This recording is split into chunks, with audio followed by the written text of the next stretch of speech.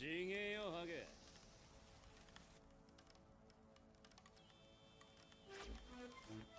の程度で僕に勝てると思ってる脳みそに驚いたって言ってんだよ。 Holy shit. Let's talk about it. Episode 8's out. Woo! Pop the champagne. We're chilling. Shibuya arc. Gojo versus Disaster. Wait. Oh. Oh, the episode was, okay. You know, following the absolute insanity of episode 7, it makes sense that Mappa decided to slow down quite considerably for this one, but, ooh, this is an episode, huh? Visually, I think the episode looked solid. The drawings were good, they were largely consistent, and there was no quote-unquote bad animation. I think changing the order around to give more focus to Yuji rather than Gojo makes sense, and I think it was the best decision given where the episode ends. Now, let's shit on it for a little bit. We touched on ghosting a little bit when I covered episode 7, but I would argue that this episode was punished by it much, much, much more. It's not even close. When you create a JoJo-style rushdown, it is incredibly hard to make it look visually interesting. Making it more difficult to see? Not only does this shit not help, it actively ruins the shot. It could have been insanely good animation. No amount of Yuya Takahashi working on this shit could have saved it. No, if you can't see anything, no matter how the animation is, it's not going to look good. What the hell? Oh, this is getting so frustrating every week, but hopefully the Blu-rays will be our saviors for us JJK fans. With this episode in particular, though, it was a low priority episode. I think that's obvious when you look at the limited animation and this ungodly holding of shots. Why? We are not in Dragon Ball Super. Ugh, we're in JJK. This is so much more noticeable when we're looking at it in JJK because of just how fast the episodes tend to go by.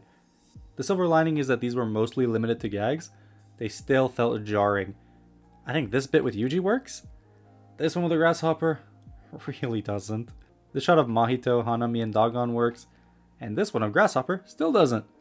The opening minutes of the episode were largely good. I think the descent to the lower levels by Gojo was done well, and the pre-fight banter with the disasters was solid.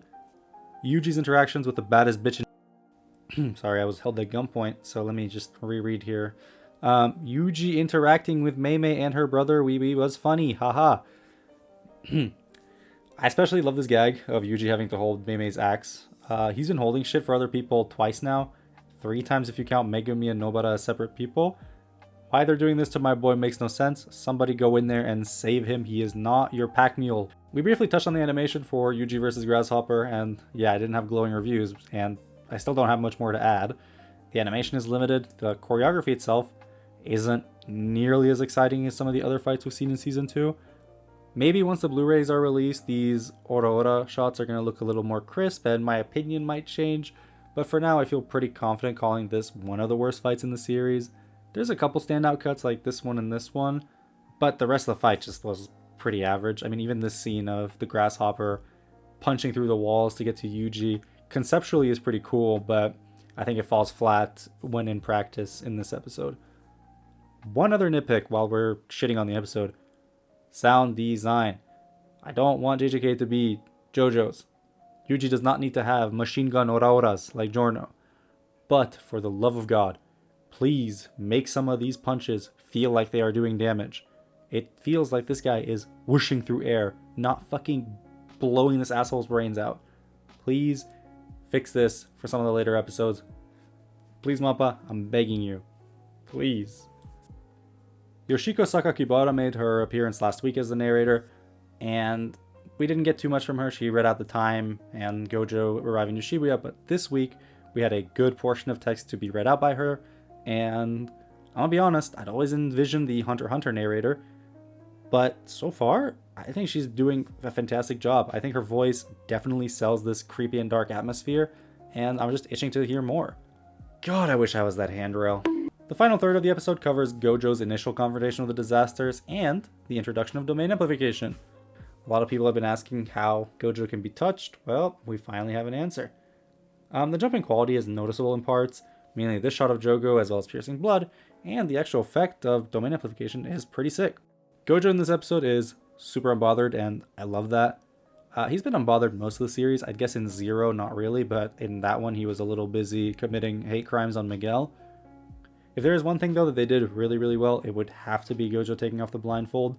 The decision to give the eyes a blue glow, the delivery from Yuichi Nakamura, and just the panning up to him pulling down the blindfold. Very nice. A+ scene. And to all the manga readers that are going, but you know, the manga didn't do it like the manga. Look, he's not looking the same angle. Shut the f. Overall, though, episode's a low priority one, so I didn't expect it to be all that spectacular. I think I would have been much more amicable if we didn't have to deal with excessive dimming and ghosting, but overall, I do feel pretty confident giving it like a 6, maybe a 6.5 out of 10. Definitely the weakest episode of season 2 thus far for me. Thanks for watching, drop a like if you enjoyed, and I'll see you all next time.